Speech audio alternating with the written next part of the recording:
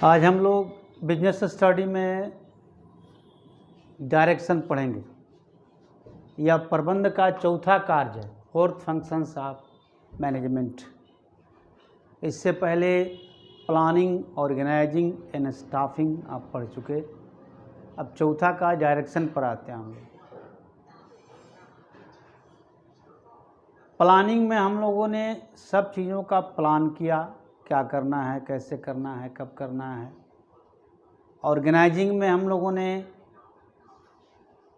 पूरा स्ट्रक्चर खड़ा किया कि कितने पोस्ट होंगे, कितने लोग, किस तरह के लोग काम करेंगे उनका। और स्टाफिंग में लोगों की भर्ती की गई। डायरेक्शन में एक्चुअली स्टाफिंग में जो हम मैन पावर का एक चेन बनाते हैं, लोगों की एक श्रृंखला बनाते हैं, लोगों की जो फौज खड़ी करते हैं, उनको एक्टिवेट करना ही डायरेक्शन कहलाता है। उनको एक्टिवेट किया जाता है डायरेक्शन में। यानी प्रबंध के तीसरे कार्य स्टाफिंग अंतर्गत जो लोगों की भर्ती करके हम उनका चेन बनाते हैं, सबके कार्य एक दूसरे से जुड़े होते हैं और सब लोग संस्था के लक्ष्य प्राप्ति की दिशा में अपना प्रयासरत होते हैं, उनको एक्टिवेट करना ही डायरेक्शन है। यानी विभिन्न पदों पर नियुक्त विभिन्न लोगों को यह बताना कि आपको क्या करना है, कैसे करना है, कब करना है, क्यों करना है, यह बताना, उनको एक्टिवेट करना, उनके काम पर नज़र रखना यानी मॉनिटरिंग करना, उनको आदेश निर्देश देना, उनके साथ कम्युनिकेट करना यानी जुड़े रहना, उन्हें उत्साहित करने के लिए, उनमें नई ऊर्जा का संचार करने के लिए उन्हें लीडरशिप प्रोवाइड करना, नेतृत्व प्रदान करना और उन्हें मॉनेटरी और नॉन मॉनेटरी, मौद्रिक एवं अमौद्रिक विभिन्न माध्यमों से काम करने के लिए मोटिवेट करना, अधिक से अधिक काम करने के लिए, उनके फुल एनर्जी से उन्हें काम करने के लिए मोटिवेट करना ही निर्देशन कहलाता है। इसके अंतर्गत स्टाफिंग में जो चेन बना है मैन पावर का, उस चेन को एक्टिवेट किया जाता है, उन्हें गाइडलाइन दिया जाता है। काम करने के दौरान उन्हें जो जो समस्याएं होती हैं, उन समस्याओं का समाधान किया जाता है। उन्हें उनके साथ हमेशा जुड़े रहा जाता है, उन्हें उनके कामों की निगरानी की जाती है, उनमें जोश भरा जाता है, उनमें नई ऊर्जा का संचार किया जाता है ताकि वे अपने पूरी एनर्जी से काम कर सकें। ये डायरेक्शन है। तो यानी सीधे शब्दों में कहें तो काम करने वाले लोगों का गाइडलाइन देना, उन्हें दिशा निर्देश देना ही निर्देशन है।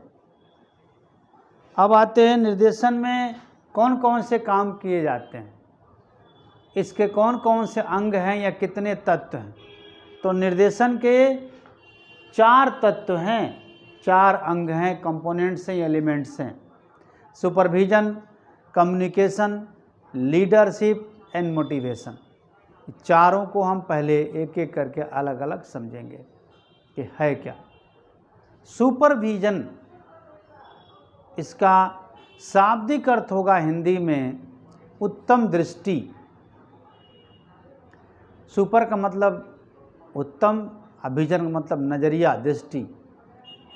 तो आसान शब्दों में कहें तो इसका अर्थ हुआ कि लोगों को जो काम सौंपा गया है, लोगों को जब यह बता दिया गया है कि आपको क्या करना है, कब करना है, क्यों करना है, आपके अधिकार दायित्व क्या हैं, आपके नीचे कौन होंगे, आप किससे आदेश निर्देश लेंगे, आप किसको आदेश निर्देश देंगे, किसको रिपोर्ट करेंगे। जब यह चीज़ सब लोगों को बता दिया गया, सारे लोग एक्टिवेट हो चुके हैं, यानी गतिशील हो चुके हैं अपने काम के प्रति, तो फिर उन्हें केवल काम सौंपकर निश्चिंत नहीं हुआ जा सकता है कि हमने काम सौंप दिया अब सीधे सीधे हम उनका रिजल्ट देखेंगे। नहीं, काम सौंपने के बाद उनकी निगरानी, मॉनिटरिंग भी करना होता है कि वे काम को सही ढंग से कर रहे हैं या नहीं, काम करने के दौरान उन्हें कोई परेशानी तो नहीं हो रही है। इसी मॉनिटरिंग को हम लोग सुपरविजन कहते हैं, पर्यवेक्षण कहते हैं।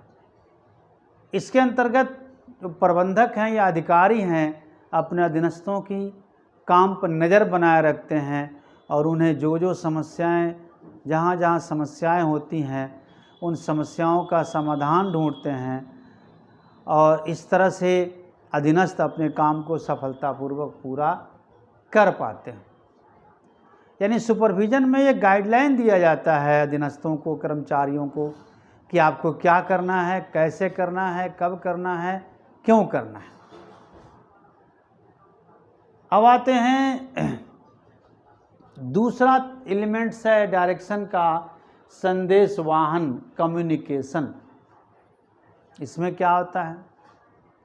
संदेशवाहन का शाब्दिक अर्थ है संदेशों का, विचारों का, आदेशों का, निर्देशों का, तथ्यों का, शिकायतों का आदान प्रदान करना, एक व्यक्ति से दूसरे व्यक्ति तक पहुंचाना। तो यहाँ संदेशवाहन का प्रभावी होना मस्ट है, इफेक्टिव होना मस्ट है। इसमें प्रबंधक, इसके अंतर्गत प्रबंधक अपने आदेश निर्देश अपने नीचे काम कर रहे अधीनस्थों को देते हैं, उन्हें नियम कानून समझाते हैं कैसे करना है, कब करना है, क्यों करना है, यानी उनसे जुड़े रहते हैं। और जो अधीनस्थ हैं वो अपने काम का रिपोर्ट अपने अधिकारियों को देते हैं, अपने बॉस को देते हैं, अपनी शिकायतें या कोई तथ्य रखना है वो देते हैं। दोनों पक्ष, अधिकारी पक्ष और अधीनस्थ पक्ष, दोनों एक दूसरे से विचारों का, तथ्यों का, आदेशों का, निर्देशों का, शिकायतों का, इन सब चीज़ों का, ग्रीवांसेज का, इन सब चीज़ों का आदान प्रदान करते हैं। अब यहाँ कम्युनिकेशन का इफ़ेक्टिव होना मस्ट है, प्रभावशाली होना। कम्युनिकेशन का अर्थ यह है कि एक व्यक्ति दूसरे व्यक्ति को जो समझाना चाहता है, दूसरा व्यक्ति भी उसको उसी अर्थ में समझता है या नहीं। यानी एक पक्ष कम्युनिकेशन, संदेशवाहन पाने वाला पक्ष जो है संदेशवाहन करने वाले या देने वाले पक्ष के भावार्थ को समझता है कि नहीं। यहाँ इसकी संभावना अधिक रहती है कि संदेशवाहन देने वाला व्यक्ति कुछ और कह रहा हो और संदेशवाहन पाने वाला व्यक्ति, संदेश प्राप्त करता, उसको कुछ और समझ ले। संदेश देने वाला कुछ और कह रहा हो, संदेश प्राप्त करता उसे कुछ और समझ ले। तो यहाँ संदेशवाहन को हम सफल तभी मानेंगे, संदेशवाहन की सफलता जरूरी है डायरेक्शन में, तभी मानेंगे जब संदेश देने वाला व्यक्ति जो कहता है, संदेश पाने वाला व्यक्ति भी ठीक उसको उसी अर्थ में समझता है या नहीं।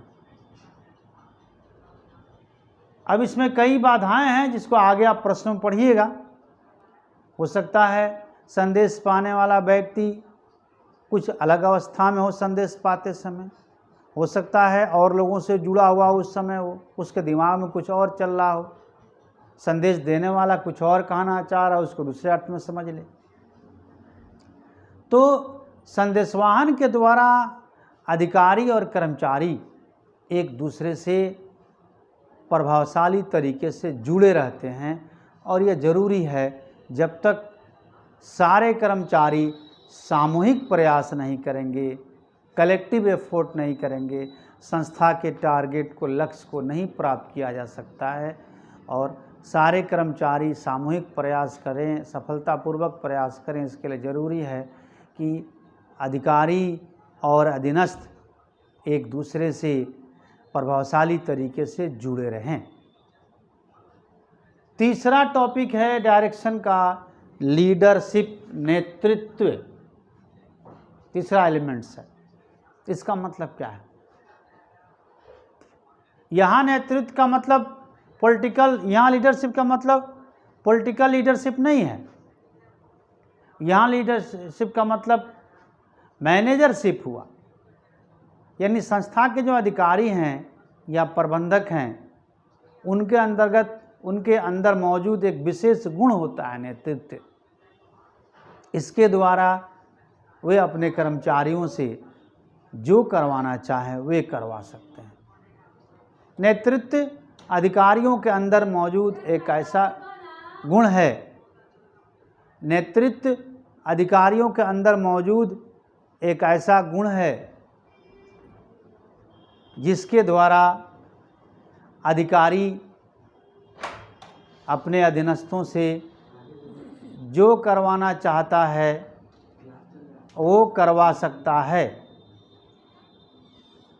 और ये संस्था के मैनेजर्स में, अधिकारियों में इसका होना अनिवार्य होता है, ज़रूरी होता है। तो आप अपने अधीनस्थों से जो करवाना चाहते हैं वो करवा सकें, जैसा रिजल्ट पाना चाहते हैं वो रिजल्ट पा सकें, वही नेतृत्व है।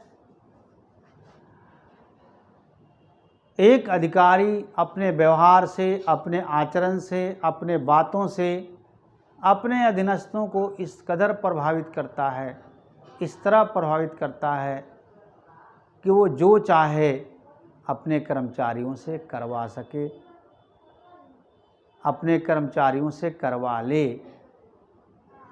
उसे नेतृत्व कहा जाता है।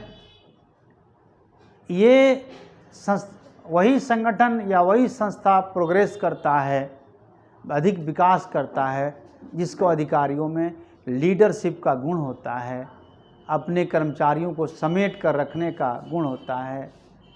इससे क्या होता है? इससे प्रभावित होकर अधीनस्थ अपने पूरी क्षमता से काम करने लगते हैं, स्वतः स्फूर्त अपने आप अपनी पूरी क्षमता का प्रयोग करने लगते हैं। तो एक लीडर यानी एक प्रबंधक अपनी बातों से, आचरण से, व्यवहार से, अपने एक्ट से अपने अधिकारियों, कर्मचारियों को, अधीनस्थों को इस प्रकार प्रभावित करता है कि वे अपनी स्वतः अपने आप अपनी पूरी क्षमता से कार्य करने लगते हैं। और जब संस्था के सारे कर्मचारी पूरी क्षमता से कार्य करेंगे तो वह संस्था अवश्य अपने लक्ष्य को सफलतापूर्वक प्राप्त करने में सफल होगी। अब चौथा इसके अंतर्गत आता है मोटिवेशन, अभिप्रेरण। देखिए, इसमें 4 तत्व हैं: सुपरविजन और कम्युनिकेशन।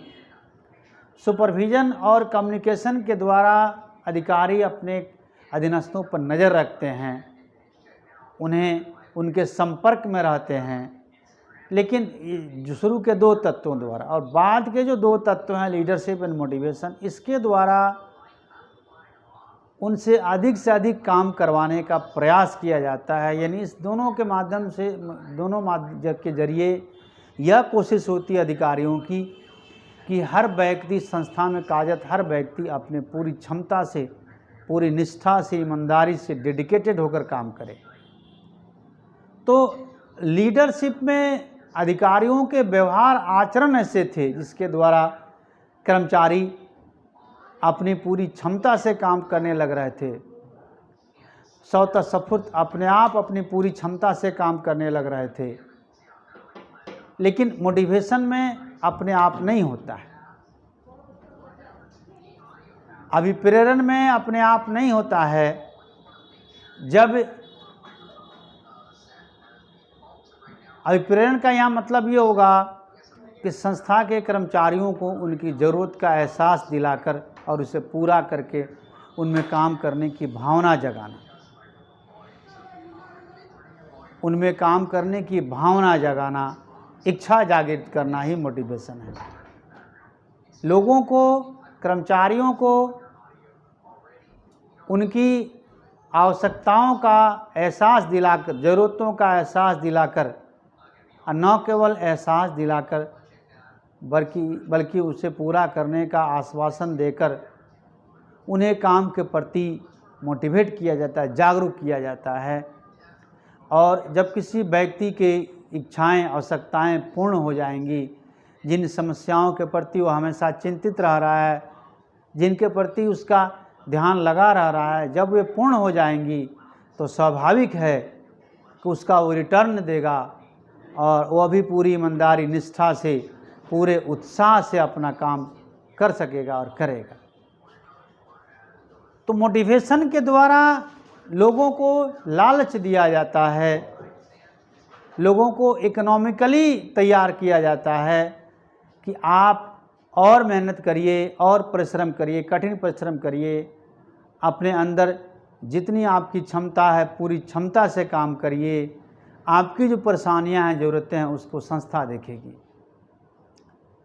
अब इसके अंदर क्या दो तरह के मोटिवेशन होते हैं, एक नॉन मॉनेटरी और एक मॉनेटरी, अमौद्रिक दूसरा मौद्रिक।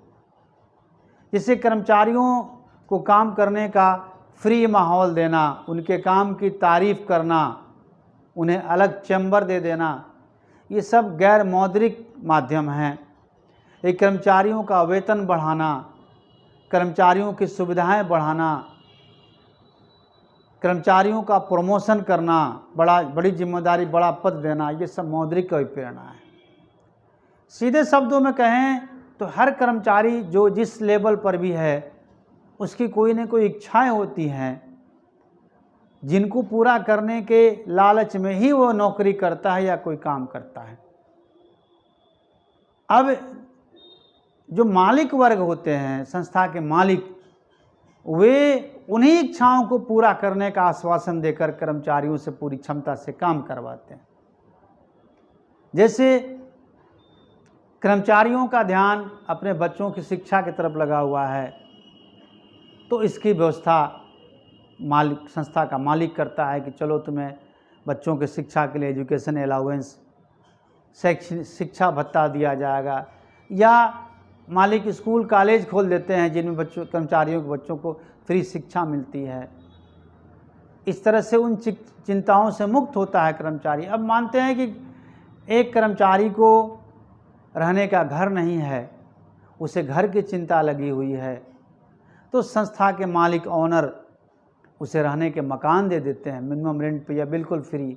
इस चिंता से मुक्त हो जाता है। तो इसमें यही किया जाता है कि कर्मचारियों का ध्यान जो घरेलू समस्याओं की तरफ लगा हुआ है, उस ध्यान को उधर से हटाकर उस ध्यान को कार्य के प्रति लगाया जाता है कि अपने घरेलू परेशानियों से ध्यान हटाकर कर्मचारी संस्था के अपने ड्यूटी पर पूरा फोकस करें, अधिक से अधिक काम करें और संस्था को अच्छा से अच्छा रिजल्ट दे सकें। तो ये 4 जरियों से डायरेक्शन दिया जाता है, गाइडलाइन दिया जाता है कर्मचारियों को। कर्मचारियों को बताया जाता है कि आपको क्या करना है, कब करना है, कैसे करना है, क्यों करना है। काम बताकर उनके काम का मॉनिटरिंग भी किया जाता है, निरीक्षण यानी देखरेख किया जाता है, उनके साथ जुड़े रहा जाता है, उन्हें आदेश निर्देश समय समय पर दिया जाता है, उनके शिकायतों को सुना जाता है, उनके मांगों को सुना जाता है, उनकी रिपोर्ट को लिया जाता है, उनमें जोश भरने के लिए उन्हें लीडरशिप प्रोवाइड किया जाता है, उन्हें काम के प्रति जागरूक बनाए रखने को उन्हें मोटिवेशन दिया जाता है। यही डायरेक्शन है। डायरेक्शन के कंपोनेंट्स या एलिमेंट्स हो गए। अब आते हैं डायरेक्शन के महत्व क्या है, इंपॉर्टेंसेज ऑफ डायरेक्शन। निर्देशन के महत्व 5 पॉइंट है इसमें, इन 5 को समझिए आप। डायरेक्शन इनिशिएट्स एक्शन, निर्देशन गतिशीलता प्रदान करता है। प्रबंध के तीसरे काज स्टाफिंग के अंतर्गत हम मैन पावर का एक चेन खड़ा करते हैं। काम करने वाले लोगों को एक श्रृंखला बनाते हैं। श्रृंखला तो हमने बना दिया, लेकिन उन्हें ये नहीं बताया गया है कि क्या उन्हें कब करना है, क्या करना है, कैसे करना है, क्यों करना है, उनके अधिकार कर्तव्य क्या होंगे, वो किसके निर्देशन में काम करेंगे, सारी चीज़ें उन्हें नहीं बताई गई, यानी उनको एक्टिवेट नहीं किया गया है। तो डायरेक्शन के द्वारा उन्हें एक्टिवेट किया जाता है। जो मैन पावर का चेन बना स्टाफिंग कार्य के अंतर्गत, उस पूरे चेन को एक्टिवेट करता है प्रबंधन मैनेजमेंट। यानी उन्हें बताया जाता है कि आपको क्या करना है, कब करना है, कैसे करना है, क्यों करना है। दूसरा उसका इंपॉर्टेंस है, direction facilitates to implement changes. निर्देशन परिवर्तनों को लागू करना संभव बनाता है। आज का युग साइंस एंड टेक्नोलॉजी का युग है। हमेशा कोई ना कोई चेंजिंग होते रह रहा है। नई नई चीज़ें, नए नए टेक्नोलॉजी हमारे सामने आते ही रहते हैं। और व्यवसाय उद्योग में, इकोनॉमी के किसी भी सेक्टर में वही व्यवसायी, वही उद्यमी आगे बढ़ता है जो उन चेंजेस को, परिवर्तनों को अपना ले, परिवर्तनों को के साथ काम करना शुरू करे, लकीर का फ़कीर नहीं बना रहे। लेकिन प्रॉब्लम यह है कि जब भी किसी संस्था में टेक्नोलॉजिकल या किसी भी तरह का परिवर्तन होता है, तो संस्था के जो अंग होते हैं, स्टाफ, मैन पावर, वे डर जाते हैं और वे डर के कारण उस चेंज का विरोध करते हैं। उन्हें अपनी नौकरी जाने का खतरा लगने लगता है। उन्हें लगता है कि हमारी नौकरी जा सकती है इस परिवर्तन से, इस बदलाव से। अतः इसका वे ज़बरदस्त तरीके से विरोध करते हैं। अब यहाँ डायरेक्शन का रोल होता है। डायरेक्शन मेडिएट करता है उनसे, उन्हें समझाता है कि नहीं, आपकी नौकरी नहीं जाएगी, आपको बदलाव का अलग से ट्रेनिंग दिया जाएगा, काम सिखाया जाएगा, और आप जहाँ काम कर रहे हैं वहाँ आपका काम नहीं है तो कहीं दूसरी जगह आपकी पोस्टिंग की जाएगी। और इस तरीके से मैन पावर को राजी करता है डायरेक्शन, एग्री करता है परिवर्तन को अपनाने के लिए, और इस तरह से मैन पावर परिवर्तन को अपनाता है और संस्था का प्रोग्रेस संभव होता है। तो निर्देशन परिवर्तनों को लागू करना संभव बना। जैसे हम पीछे देखेंगे, पिछले कुछ वर्षों में, अभी कंप्यूटर का युग है। सारे कार्यालयों में, सारी संस्थाओं में कंप्यूटर से ही काम हो रहा है। लेकिन इससे पहले जब कंप्यूटर नहीं आया था तो टाइपिंग मशीन चलती थी। टाइपिंग मशीन को चलाने के लिए टाइपिस्ट होते थे। तो जब कंप्यूटर टेक्नोलॉजी आना शुरू हुआ तो जितने भी टाइपिस्ट थे या टाइपिस्ट के तरह के क्लर्क थे जो हाथ से काम करते थे, वे डर गए। उन्हें लगा कि हमारी नौकरी चली जाएगी, हमें तो कंप्यूटर चलाना आता नहीं है और अब टाइपिस्ट का काम रहेगा नहीं, हमारी नौकरी चली जाएगी। अतः उस समय इसका ज़बरदस्त विरोध शुरू हुआ कि नहीं, टाइपराइटर ही रहने दिया जाए, हाथ से जो काम हो रहा है उसे भी करने दिया जाए। अब निर्देशन ने यहाँ बहुत बड़ा रोल प्ले किया, महत्वपूर्ण भूमिका निभाई। उन्होंने कर्मचारियों को, अधीनस्थों को समझाया कि नहीं, आप टाइपिस्ट हो या आप सामान्य क्लर्क हो, आपको कंप्यूटर चलाना, टेक्नोलॉजी चलाना कंपनी आपको सिखाएगी, ट्रेनिंग देगी, और आप जहाँ काम कर रहे हैं वहाँ आपका काम अगर नहीं भी है तो दूसरे विभागों में, दूसरे जगह पर आपकी पोस्टिंग की जाएगी, आपका वेतन बढ़ जाएगा, आपकी सुविधाएं बढ़ जाएंगी। इस तरह से मेडिएट करके उन क्लर्कों को, उन सबऑर्डिनेट्स को, अधीनस्थों को तैयार किया गया कंप्यूटर टेक्नोलॉजी को अपनाने के लिए, यानी उस समय के परिवर्तन को अपनाने के लिए। तो डायरेक्शन के द्वारा ही ये संभव है। डायरेक्शन अपने अधीनस्थों को समझाता है, परिवर्तन का उन्हें लाभ दिखाता है, परिवर्तन के लाभ दिखाकर उन्हें परिवर्तन को अपनाने के लिए राजी करता है। तो ये डायरेक्शन का फायदा है।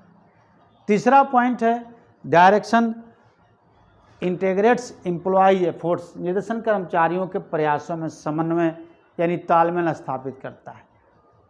एक संस्था में, एक कंपनी में सैकड़ों हजारों की संख्या में लोग कार्यरत होते हैं। सबके काम अलग अलग होते हैं, सबके प्रयास अलग अलग होते हैं, लेकिन सबके काम अलग अलग होते हुए भी एक दूसरे से जुड़े होते हैं। सबके प्रयास अलग अलग होते हुए भी एक ही दिशा में केंद्रित होते हैं। तो सबके काम अलग अलग होते हैं, सबके प्रयास भिन्न भिन्न होते हैं, फिर भी वे सारे प्रयास एक दूसरे से जुड़े होते हैं और एक ही दिशा में केंद्रित होते हैं, और वह दिशा है संस्था का लक्ष्य प्राप्त करना। तो सारे कर्मचारियों के प्रयासों से ही संस्था का लक्ष्य प्राप्त किया जा सकता है। ऐसा नहीं है कि स्टाफिंग के अंतर्गत 1000 आदमी का चेन बना दिया गया, उसमें से कुछ लोग ईमानदार हैं और कुछ लोग सही ढंग से काम नहीं कर रहे हैं, तो ऐसी स्थिति में संस्था का लक्ष्य समय पर और सफलतापूर्वक प्राप्त नहीं किया जा सकता है। तो लोगों की जो श्रृंखला है, स्टाफिंग के अंतर्गत जो श्रृंखला खड़ी की गई है, डायरेक्शन यह प्रयास करता है कि सबके काम अलग अलग होते हुए भी, सबके प्रयास अलग अलग होते हुए भी सब में तालमेल बनाए रखा जाए, सबसे पूरी क्षमता से काम निकाला जाए, काम करवाया जाए। क्योंकि अगर उसमें से कुछ लोग ईमानदारी से, निष्ठा से काम नहीं करते हैं, बढ़िया से काम नहीं करते हैं, तो उसका असर बढ़िया से काम करने वाले कर्मचारियों पर भी पड़ेगा और इससे संस्था का लक्ष्य समय पर सफलतापूर्वक प्राप्त करना संभव नहीं हो सकेगा। तो यहाँ रोल प्ले करता है डायरेक्शन। वह सारे कर्मचारियों के बीच एक इंटीग्रेशन बनाता है, एकता स्थापित करता है सबके कामों में, और लगातार निगरानी रखता है, उन्हें इसके लिए मोटिवेट करता है, उनमें जोश भरता है, उनके साथ जुड़े रहता है, उनके कामों की निगरानी करके उनके कामों में, प्रयासों में एकता सुनिश्चित करता है डायरेक्शन, ताकि सारे लोग पूरी निष्ठा, ईमानदारी और पूरी क्षमता से काम करें, उनमें सबका काम बढ़िया हो, कोई काम चोरी ना करे। तो डायरेक्शन इंटीग्रेट करता है एम्प्लॉयज एफर्ट्स को। अब चौथा इसका इम्पोर्टेंस है, direction is the means of motivation, निर्देशन अभिप्रेरण का माध्यम है। कैसे? चूंकि डायरेक्शन के अंतर्गत, डायरेक्शन के चाहे जितने भी एलिमेंट्स हों, सबका एक ही मकसद है कि जितने भी स्टाफ हैं, मैन पावर हैं, सब अपनी पूरी क्षमता का प्रयोग करें, अपना एफर्ट करते समय, अपना लक्ष्य, संस्था का लक्ष्य प्राप्त करने में सामूहिक प्रयास करते समय पूरी क्षमता से प्रयास करें। उनके अंतर्गत जितने जो भी गुण है, उस गुण को पूरी क्षमता तक ले आएँ, फुल कैपेसिटी से काम करें। और यह तभी संभव है जब कर्मचारी मोटिवेटेड हों, अभिप्रेरित हों, उनकी ज़रूरतें पूरी होती रही हों, उन्हें अच्छी सुविधाएं मिलती रही हों, यानी उनके जो जीवन संबंधी या अपने परिवार संबंधी समस्याएं हैं, उनका ध्यान उधर ना लगा हो, उनका ध्यान उधर से हटाकर काम पर फोकस किया जा सके। और इसके लिए सुपरविजन, कम्युनिकेशन, लीडरशिप और मोटिवेशन, ये सारे काम इनके जरिए हम प्रयास करते हैं, यानी उन्हें एक तरह से कहें तो हम मोटिवेट करते हैं। सफल अभिप्रेरण के द्वारा ही कर्मचारी अपनी पूरी क्षमता से जी जान लगाकर अपने डेडिकेटेड होते हैं काम के प्रति, अपने कर्तव्य के प्रति, और इस तरह से संस्था अपने लक्ष्य प्राप्त करती है। यानी तो जो ये मोटिवेट होते हैं, डेडिकेटेड होते हैं अपने काम के प्रति, यह कैसे संभव है? यह डायरेक्शन के द्वारा ही संभव है। डायरेक्शन के अंतर्गत ही, डायरेक्शन के द्वारा ही हम मोटिवेशन देते हैं, डायरेक्शन से ही मोटिवेट किया जाता है कर्मचारियों को। तो इस तरह से निर्देशन अभिप्रेरण का माध्यम है। निर्देशन संगठन में संतुलन स्थापित करता है। Direction creates balance in the organization. अक्सर देखा गया है कि organizational objectives and personal objectives, किसी भी संगठन के या मैनेजमेंट के 3 ऑब्जेक्टिव्स होते हैं जिससे आप पहले पढ़ चुके हैं। Organizational objective, social objectives and personal objective, संगठनात्मक उद्देश्य, सामाजिक उद्देश्य और व्यक्तिगत उद्देश्य। तो अक्सर देखा जाता है बड़ी बड़ी कंपनियों में, बड़ी बड़ी संस्थाओं में संगठनात्मक उद्देश्य और व्यक्तिगत उद्देश्य में टकराव पैदा होता है। दोनों एक दूसरे के सप्लीमेंट होते हैं, पूरक होते हैं। एक दूसरे के बगैर सफलता निश्चित नहीं की जा सकती है। एक दूसरे के बगैर किसी का काम नहीं चलने वाला है। दोनों का अपने अपने, अब किसी संगठन का व्यक्तिगत उद्देश्य क्या है भाई? कर्मचारियों का व्यक्तिगत उद्देश्य संगठन का व्यक्तिगत उद्देश्य है।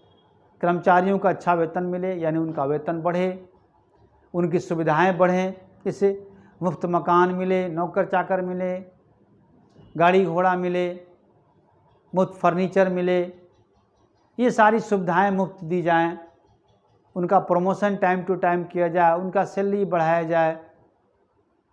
ये व्यक्तिगत उद्देश्य, कोई भी कर्मचारी इसीलिए इसी के लिए काम करता है। लेकिन संगठनात्मक उद्देश्य हुआ कि संस्था को, संगठन को अधिक से अधिक लाभ हो, संगठन का प्रोग्रेस हो, कंपनी का प्रोग्रेस हो, कंपनी ज़्यादा से ज़्यादा प्रॉफिट मेक करे, लाभ कमाए,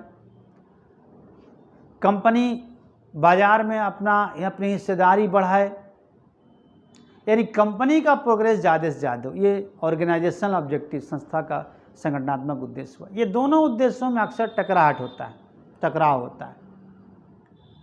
अब यहाँ डायरेक्शन का रोल है। मैनेजमेंट डायरेक्शन के द्वारा, प्रबंध निर्देशन के द्वारा यहाँ संगठन में व्यक्तिगत उद्देश्य और संगठनात्मक उद्देश्य दोनों के बीच संतुलन बनाता है, संतुलन स्थापित करता है। अपने कर्मचारियों को मैनेजमेंट डायरेक्शन के द्वारा ये समझाता है कि आप मोटिवेटेड रहिए और आप अपनी पूरी क्षमता से, पूरी ईमानदारी, निष्ठा से, डेडिकेटेड भावना से काम करिए। इससे संस्था का लाभ बढ़ेगा और जब संगठन का उद्देश्य पूरा होगा, मार्केट में हिस्सेदारी बढ़ेगी, संगठन ज़्यादा मुनाफा कमाएगी, तभी आपकी सुविधाएं पूरी हो सकती हैं, तभी आपका सैलरी भी बढ़ेगा, आपके लाभ में कुछ प्रतिशत आपको हिस्सा मिल सकता है, आपका वेतन, आपकी सुविधाएं बढ़ सकती हैं, आपका प्रमोशन हो सकता है। यानी मैनेजमेंट डायरेक्शन के माध्यम से ये अपने कर्मचारियों को ये समझाता है कि आपका व्यक्तिगत उद्देश्य तभी पूरा हो सकता है जब आप संगठनात्मक उद्देश्य को पूरा करिएगा। आप केवल अपने चक्कर में रहिएगा और काम ईमानदारी से नहीं करिएगा तो फिर संगठन का, संस्था का, कंपनी का मुनाफा घटेगा, मार्केट में हिस्सेदारी कम होगी, तो इसका बुरा नतीजा आपको ही भुगतना होगा। आपका भी हो सकता है वेतन कम हो जाए, सुविधाएं घट जाएं, और आपके कड़ी मेहनत प्रयास से, आपके डेडिकेशन भावना से काम करने से संस्था का जितना ही विकास होगा, संस्था का मुनाफा बढ़े, बाजार में हिस्सेदारी बढ़े, अधिक से अधिक माल बिकेगा, तो इससे जो संस्था का विकास होगा उसके विकास का कुछ भाग आपको भी मिलेगा। यानी तभी आपका पर्सनल जो ऑब्जेक्टिव है, व्यक्तिगत उद्देश्य, वो पूरा हो पाएगा, तभी आपको अच्छा वेतन मिलेगा, अच्छी सुविधाएं मिलेंगे, प्रमोशन होगा। तो डायरेक्शन इन दोनों के बीच बैलेंस क्रिएट करता है। Organization objective and personal objective, कर्मचारियों के व्यक्तिगत उद्देश्य और कंपनी के संगठनात्मक उद्देश्य में निर्देशन के द्वारा तालमेल बैठाया जाता है। तो ये 5 महत्व हुए डायरेक्शन के। 2 चीज़ आप पढ़ चुके, 3 चीज़ डायरेक्शन क्या है, उसके एलिमेंट्स क्या हैं, उसके इम्पोर्टेंस कौन कौन से हैं। अब इसके जो बाकी टॉपिक्स है अगले क्लास में पढ़ेंगे। अब हम लोग अकाउंट्स का क्लास करेंगे।